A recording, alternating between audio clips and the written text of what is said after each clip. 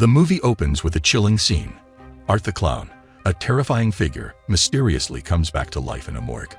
In a gruesome turn, he kills the medical examiner, taking his eye and part of his brain. The scene shifts to Art at a laundromat, where he cleans his blood-stained outfit.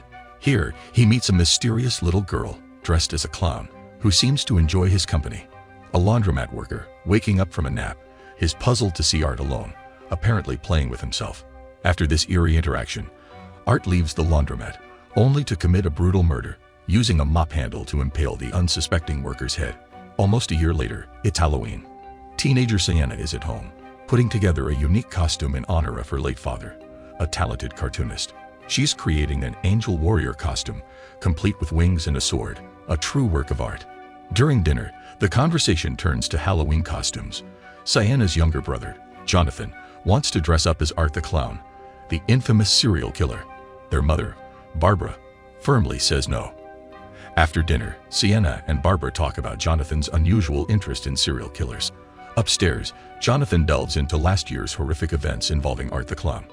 That night, Sienna experiences a haunting dream. She's on a film set where Art is bizarrely running a clown-themed cafe and promoting a strange cereal. The dream quickly turns nightmarish as Art hands her a box filled with horrifying items and then goes on a rampage, using guns and a flamethrower to wreak havoc on the set. Sienna wakes up in a panic, only to find her room on fire. Her mother, Barbara, rushes in with a fire extinguisher and scolds her for the danger caused by a forgotten candle.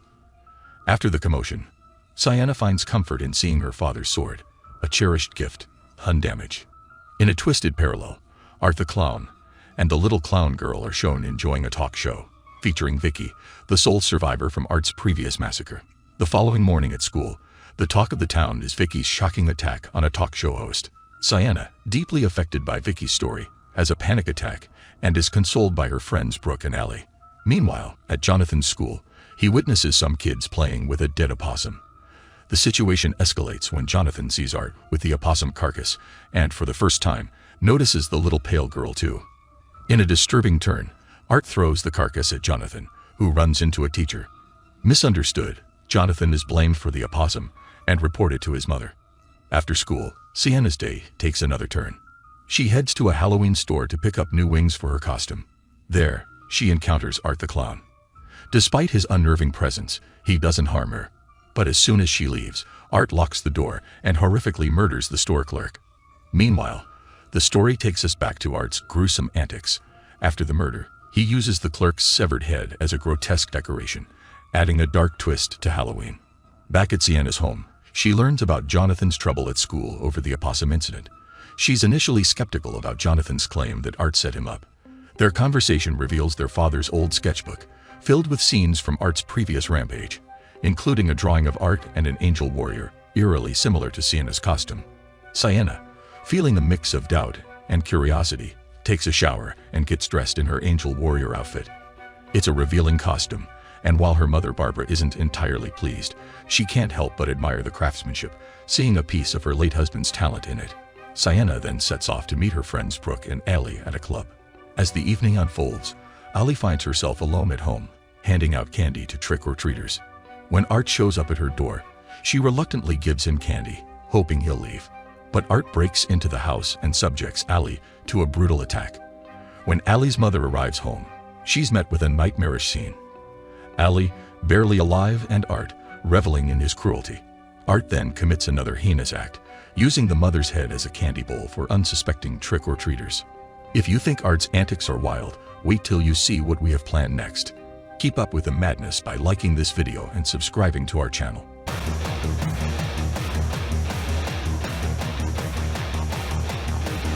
Back at the club, the mood is lighter, with Sienna and her friends enjoying the Halloween festivities, but the peace is short-lived.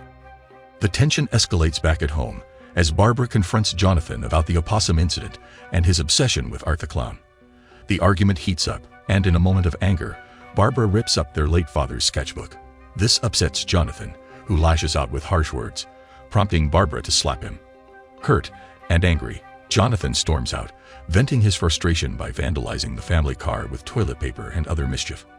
Barbara, outraged by the mess, calls Sienna to vent. Despite Barbara's warnings about drinking, Sienna, feeling the strain of family tensions, indulges in alcohol at the club, expressing her love for her mother in a moment of vulnerability. Meanwhile, Jonathan's night takes a sinister turn. He encounters the little pale girl again and rushes home in fear. Barbara, busy cleaning the car, is startled to find Art inside. In a shocking moment, Art kills her with a shotgun. Jonathan arrives home to a horrifying scene. Art grotesquely feeding mashed potatoes to his mother's lifeless body. In panic, Jonathan tries to escape, but is drugged and kidnapped by Art, who also takes Sienna's sword. At the club, Sienna and Brooke, now under the influence, are having a great time.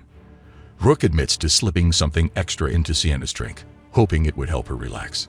The fun is interrupted when Sienna spots the little pale girl in the crowd, triggering an intense anxiety attack. Brooke and her boyfriend quickly take Sienna out of the club, trying to calm her down. On the way home, Sienna receives a distressing call from the little pale girl, pretending to be Jonathan, luring them to an abandoned carnival. Arriving at the eerie location, Sienna can't find a signal to call Jonathan. Determined to find her brother, she heads into a haunted funhouse ride called the Terrifier, leaving Brooke and her boyfriend in the car. Inside, Brooke reveals to her boyfriend a dark family secret. Sienna and Jonathan's father had a tragic past, ending in a fatal car crash. Unaware of the danger lurking, they indulge in drugs and intimacy in the car. The night takes a deadly turn as Art attacks Brooke's boyfriend outside the funhouse. Brooke, managing to escape, pleads for Sienna's help, but it's too late. Art captures Brooke inside the funhouse and kills her in a brutal fashion, using a bat covered in sharp objects. Inside the haunted funhouse, Sienna discovers Brooke's mutilated body. She's then confronted by Art, leading to a violent encounter. Despite being outnumbered and outmatched, Sienna and Jonathan try desperately to escape, enduring severe injuries as they navigate the twisted maze of the funhouse.